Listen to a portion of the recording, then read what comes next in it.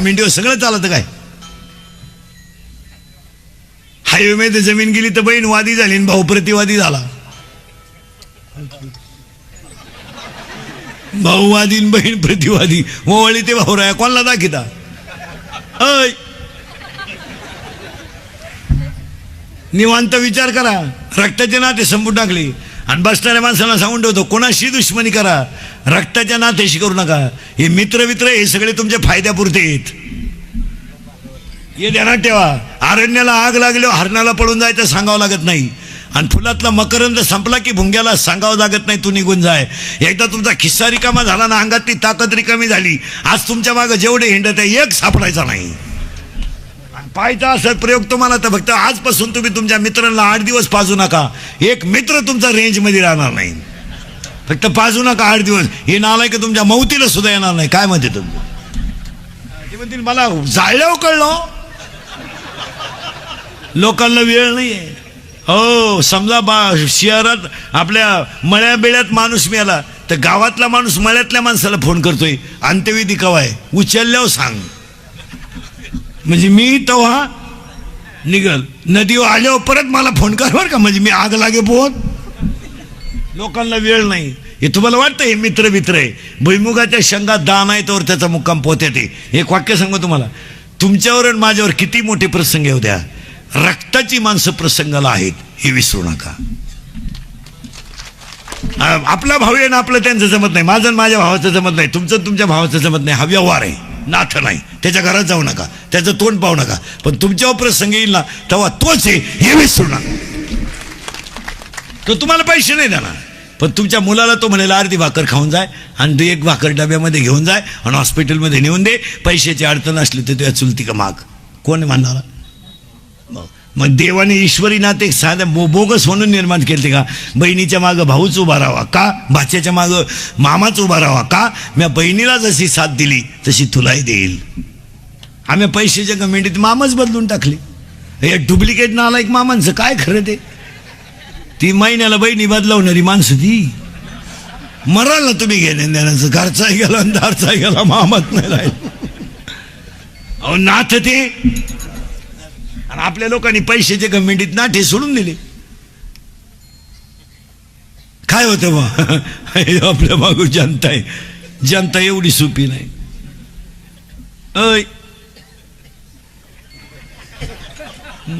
जनता मौतीला चालली तर माग चालती, पण अशी चालती. प्रयत्न येताना वारा घालतात आपल्याकडं. गंज उद्योग केले निघा, गंज गावाची वाट लावली निघा. तो मेलेला म्हणतो कस काय जाऊ. तो मडक्यावाला म्हणतो माझ्या मागे येईन कस काय जातो, मी नाही का पुढं. तो म्हणला तू दिसला पाहिजे ना, म्हणला दोरा नाही, इकडे तिकडे जाऊ नको.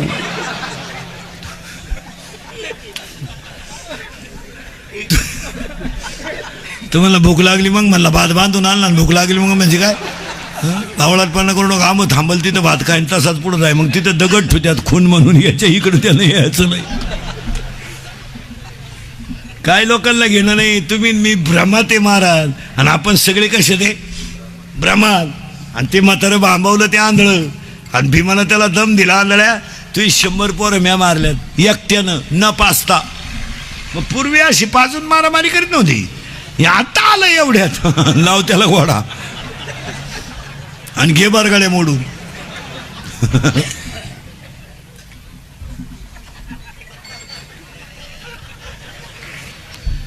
भीमानं त्याला एक वाक्य सांगितलं, तेवढं ऐका. तुझी 100 पोरं मी मारलीत, फक्त तुम्ही माझी आमची बायको वडीत आणली तेव्हा मी एकटा जर उठलो असतो ना, तुझी खानदान मी संपवली असती. पण मी का उठलो नाही? तिथं धर्म होता. बस आम्ही फक्त धर्मनिष्ठ माणसं आहेत. आम्हाला माहिती आहे तिथं धर्म आहे तिथं जय.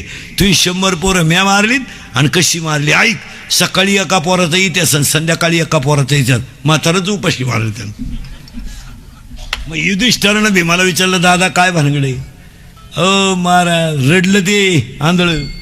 तो म्हणला राज्य गेलं बाबा, जेवताना भीम बोलवतो तेवढं बंद करा, ते खाऊनच देईन मला. मग यांनी भीमाला जाऊन सांगितलं, अरे जेवताना कुठं बोलत असतात का? तो गडी डोक्यात कमी. तुम्हाला जेवताना बोलायचं नाही, जेवायच्या अगोदर 10 मिनिटं. पण म्हातारा सोडणार नाही मी. भयान रात्री नीट ऐका. भयान रात्री धृतराष्ट्रानं राजवाडा सोडला. धृतराष्ट्र अरण्यात गेला आणि माहिती म्हणून सांगतो, तोल गेला धृतराष्ट्राचा आणि तोल गेलेला धृतराष्ट्र सावरायला गेला आणि सूर्यास्त खाली जमिनीवर पडला आणि उठायला गेला बारा. कर्मगती कोणाला सुकत नाही, त्याला धक्का झाडाला लागला, झाडाला आग लागली मारा. भारताचा सम्राट अरण्यात जळून मेला आणि ज्यांच्या घरात कालवणाला काही नव्हतं त्यांना वैकुंठाला न्यायला देव आला. जरा विचार करा. तुकाराम महाराजांना काय तुम्हाला वाटतं बा भजनी नीट मारत आहे महाराज लोक नीट मारत आहे? हा बावळाट पण आहे. काही म्हणते बाबा महापोराला पाकवा शिकवा, पाकवा त्याचं याडं निघलं तुझं कुठं शिकतो. काही म्हणते महापोराला भजन शिकवा, 80% भजनांची पोरं याडपट्टे. तू काय डोकं लावतो भाऊ? कीर्तनकारांची कचा कचा क्वाटरी पेट आहेत ते चालत नाही. ज्याचा बाप रामायण सांगतो त्याच्याच पोरानं दुसऱ्या गावातून सीता आणली. आता रामायण कोणा सांगा? दशरथच गेला वनवासाला, राम राहिला घरी. दशरथ गेला वनवासाला, तो झाला दिंडी तिने करीन, आला आमच्या बोखांडी. काय करता असं चालतं का ते? तासाच्या बाहेर पडलेलं बी कोळपायला तकलीफ करतं महाराज. असं कोणी उठावून माया पोराला पकवा शिकवान मांडत तसं नाही चालत ते. माना नाही तर नका मानू, पण झटका बसतोच. काय माणसं म्हणते बा माया पोराला, ते नादीच लागू नका तुम्ही. आमच्याकडे काही नाही राहिलं, आमच्या लई टोळ्या झाल्या. हा बाबा असल्यावर तो बाबा येत नाही, तो बाबा असल्यावर हा येत नाही. दोघं येऊ नका तिकडे शेळ्यावळा, पण लोकांना का तकलीफ. आता महाराज मंडळी आमची लई ताईट झाली. मोठी नोट ठुली तरच पाया पडून देते, नाही तर पाया पडून देत नाही. ती इंदुरीकडचं कीर्तन होतं शिर्डीत. एक साधा धोत्रावाला माणूस आला, साधा, पण त्याची निष्ठा होती. त्याच्या हातात 20 रुपयाची नोट होती. 20. त्याला वाटलं इंदुरीकडच्या पायावर ठेवा आशीर्वाद. आता मिळत तर नाहीच आशीर्वाद, पण मिळाला तर 20 मध्ये कुठं आशीर्वाद मिळतो. तर त्याला वाटलं बुंगली तर बुंगली, पण इंदुरीकडच्या शिष्यालाही नालायक. त्याला म्हणले जवळ यायचं नाही. तो नाही तर राहिलं, माझे कुठं वाया चालली. पण त्याची निष्ठा होती का नाही. तो गेला आणि एक नंबर 2 करणार आलं. 5-6 धाबे, 2-4 बार, पुढं धाबा मागं बारवाला, असा टाईट आला. पण त्यानं 2ची काढली लांब. लोट लालच लांब. इंद्रकीरचे शिष्यानी पाहिजे. या पहिला आमच्या बोकांडी बसा, मग त्यांच्या बोकांडी बस. या सरका या ते आलं आणि त्यानं ती नोट ठुली इंद्रिकरच्या पायावर. इंद्रिकर भांबावलं, लांब नोट दिसली. इंद्रिकर त्यालाच म्हणला पुत्रवती भाऊ. तो म्हणला बावळट आहे का, मी गडी आहे. तो म्हणला मरदे का, अजून एक नोट ठुई, गड्यालाही पार होईल. काय सांग. अर्थ लोपले पुराणी आणि नाश केला शब्दज्ञानी. फक्त खरेची आई मेली. हे इंद्रिकरचे हे इंदुरीकडचं कीर्तन. अरे हे इंदुरीकडचं कीर्तन आहे महाराज. हे इंदुरीकडचं कीर्तन आहे. हे अंतिम सत्य आहे, हे ध्यानात ठेवा. थोडं कानाला वाईट आहे पण सत्य. माझं कीर्तन महाराज म्हणून कधी ऐकत जाऊ नका. महाराज उलथू द्या, मरू द्या तिकडे. महाराज कीर्तन संपल्यावर का मरण गंज बुवा आहेत. दगड उचाकला का बुवा आहे, दगड निघाला बुवा आला, लागल तेवढी बॉय. पण एक ध्यानात ठेवा, इंदुरकीरचं कीर्तन दोनच लोकांच्या बाबतीत आहे. नीट ऐका. एक, म्हाताऱ्या माणसाने तुमचा मुलगा म्हणून ऐका आणि बरोबरीच्या लोकांनी तुमचा मित्र म्हणून ऐका. ते कालही खरंय, आजही खरंय, उद्याही खरंय. थोडं कानाला वाईट आहे. आणि मी तुम्हाला उपदेश करणे इतका मोठा नाही किंवा तुम्हाला सल्ला देणे इतका मोठा नाही, पण तुमच्यातला म्हणून 4 गोष्टी सांगण्याचा आम्हाला अधिकार नक्की आहे. यावर तुमचं मत का? उपदेश करणे इतके मोठे नाही. आम्ही काय उपदेश करतोय तुम्हाला? आम्हीच गुतलोय तुमच्यासारखे बायका पोरात. आम्ही काय तुम्हाला उपदेश करू शकत नाही. आपण काय साधू संतांनी इतके त्यागी? आपण तुम्ही उपदेश करू शकत नाही. तुकाराम महाराजांनी 400 एकर जमीन दान केली. आपण येडे का? आपण गाडीतून 100 कमी पडले तर उतरतोय, 100 राहिले. महाराजाचं कीर्तन संमेलन पायाजवळचा बंडल तासात राहिला. बाबा घरी गेल्यावर परत आला स्टेजवर आयला नोटा राहिला म्हणजे. नाही नाही आपल्याकडून उपदेश होणार नाही, पण चांगल्या गोष्टी तुमचा मुलगा म्हणून आणि मित्र म्हणून सांगण्याचा अधिकार आम्हाला कवाही, आणि तो स्वीकारलाच. काळ फार वाईट आला मला, काय फार वाईट आला. परत थोडं मागं जाऊ आपण. तुम्ही माग म्हणजे पुढे जायचंच कवा, तिथंच जायचं आपल्याला. कुठून आलतो ध्यानात ठेवा. मेला धृतराष्ट्र जळून, पण तुकाराम महाराजांना वैकुंठाला न्यायला देवाला इथं होतो आपण. घमेंट कमी करा, दिवस जाणार आहेत, काय कोणाला कोणाचं ज्ञान नाही. चला पुढे. आता इथवर आलो आपण.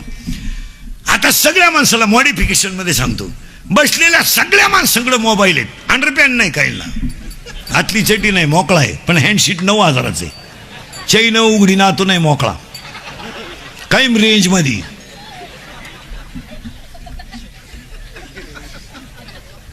पण एक ध्यानात ठेवा, आपल्या प्रश्नाची उत्तर तुम्हाला मोबाईल फिट करून सांगतो. आता मोबाईलच सांगतो 5 मिनिटात. बसलेल्या कोणत्याही माणसं, सॅमसंग असो, जिओ असो, नोकिया असो, वोडाफोन असो, कोणताही असो, फक्त मोबाईल चालण्यासाठी काय लागतं एवढं सांगा. रेंज. आता उत्तर तुम्ही द्यायचे बरं का. मोबाईल किती किमतीचा असू द्या, तो अवलंबून कशावर आहे. बस तुम्हाला जर रेंज मिळवायची असेल नसेल तर मोबाईलची किंमत 0 आहे. कोटी रुपयाच्या शरीराची किंमत मागच्या जन्मीच्या पुण्याईनं तुम्हाला मिळाली. ही रेंज आहे, ही रेंज आहे. आईबापाचा आशीर्वाद लागेल, मागच्या जन्माचं पुण्य भक्कम लागेल, तेव्हा तुम्हाला हा मोबाईल मिळाला. हे हँडशीट आहे. आता नीट आहे का, हँडशीटला काय लागेल पहिली रेंज. मग मागच्या जन्मीचं तुमचं माझं पुण्य चांगलं होतं म्हणून शरीर मिळालंय, पुन्हा मिळेलच. बस. आता हा झाला मोबाईल. प्रत्येक माणसाच्या मोबाईल मध्ये बसलेल्या माणसाच्या 100 रुपये बॅलन्स आहे. 100 कशावरून. प्रत्येक माणसाला आयुष्य 100 आहे. हा झाला त्याच्यातला मोबाईल. त्याच्यातले 50 झोपेत गेलेत. आता किती राहिले. मोबाईल बॅलन्स शीट करून देतो तुम्हाला. मग तुमचे माझे 50 गेले ना झोपेत, मग आपले 25-50 रुपये बोगसच गेलेत. यूट्यूब, फेसबुक, टिकटॉक, पबजी गेले 50. आता मोबाईल मधला बॅलन्स शिल्लक किती आहे 50. त्यातला 25 नको तिथं घालवला. हॅलो काय चाललंय. काय नाही. काय हो सहज तुला काम नाही का काय. तू तू द्या ना मरू द्या इकडे. तुला काय आठवण आली, मग मरायचं आठवण आली तर सहज गेले का नाही पैसे बोगस. हॅलो जेवला का. तो जेवलाय बी फाशी घेऊन मिळालाय बी, तुला काय करत. हॅलो जेवला का, झोपलाय का, होता नाही का, बालताय, कपडे घालून आहे का, मोकळाशी गेले 25. तुमचे माझे 25 असेच गेले ना. कशात गेले. अभंग लिहून घ्या कशात गेले. मी तवा नाता प्रति कर्म इनमती मंद बुद्धी तुम्ही आठवले ना कधी. वाचे कृपणे ती माय बापा नाही ऐकले गायले गीत धरिले दात सांडिले हित नावडे पुराण बसले संत केले बहुत पर्यंत करू नये तो केला व्यापार व्हायला भार कुटुंबाचा नाही केले तरी त्याचे भ्रमण पाळीला पिंड करचारणा नाही संत सेवा घडले दान पूजा लोकन मूर्ती ते असंग संघ घडले अन्याय बहुता धर्म उपाव न कळे हित नाही बोलू आठवते आपापल्या घात करू शत्रू झालो मी दावेदार तो कृपेचा सागरू उतरी पार तुका म्हणे. गेले 25. आता बॅलन्स किती आहे तुमच्याकडं. मोबाईल टाईट करायला बरं का ना. तुमच्याकडे बॅलन्स किती आहे 25. पण ते 25 खर्चेपर्यंत बॅटरी नाही उतरली पाहिजे. आणि आता जवळजवळ 60% बॅटऱ्या. बीपी चहा घेता का राखेल दे चहा. एक ग्लास राखेल पेतो. या उतरेल बॅटरी आहे. बीपी शुगर निद्रानाश यानं दिसत नाही, यानं ऐकू येत नाही. आता बॅलन्स किती आहे 25. पण बॅटरी तर उतरली. मग बॅटरी चार्जिंग करायची असेल तर काय काय लागेल बोला.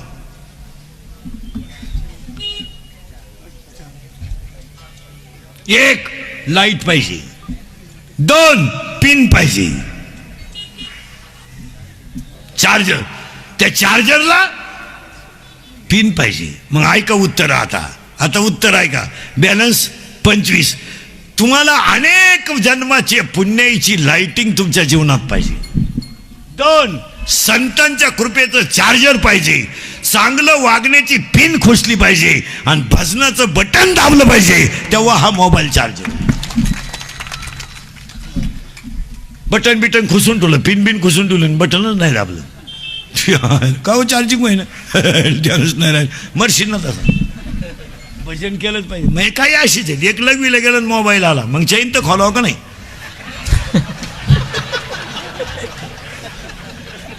येडीच आहेत काही शहाणे आहेत का. ही मोबाईल सतत मोबाईलवर बोलणारी माणसं आहे ना महाराज, फार चुत्यात करणं आहे यांची. यांना धर्म नाही कळत. आणि मोबाईल वापरणाऱ्या लोकांना पाया पडून सांगतो भाऊ, तुम्ही सगळे सुशिक्षित लोक आहात. आता मला एक उत्तर द्या, हृदय कोणत्या बाजूला आहे? डाव्या. आता साध्या गोष्टी आहेत महाराज, हे आम्ही सांगायचं का? आता तुम्ही सगळे लोक मोबाईल कोणत्या खिशात ठेवत्या?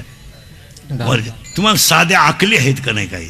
जर रेंजमध्ये महाराज जर सायलेंट करून ठेवला, 2-4 वेळा जर व्हायब्रेट झाला, किक बसन नाही एखाद्याची. शरीरातला सगळ्यात नाजूक इंद्रिय हृदय. आता हे नुसते बॉक्स आहे ना, बॉक्स हे नुसतं जोरात चाल म्हणून इको जर लावलं ना, इको लावून जर 2-3 चाली म्हणलं ना, आमची हे गेलेत पार. माझं तर कामच देत नाही. 2-4 वेळा हात दाबून धरावं लागत, तेव्हा ती सुताव चालत. नाही एखाद्या दिवशी हे बंद पडायचं असेल, जय विठ्ठल राहिलं त्याला गेलं पाहिजे. दणका बसतो याचा मारा. मी मोबाईल वापरणारी वरच्या खिशात मोबाईल ठेवू नये. मोबाईलचा वापर उजव्या कानाचा बोलताना कमी करावा. उजव्या कानाचा वापर करू नये जास्त, इकडं बोलावं. मोबाईल पॅन्टच्या खालच्या खिशात कधी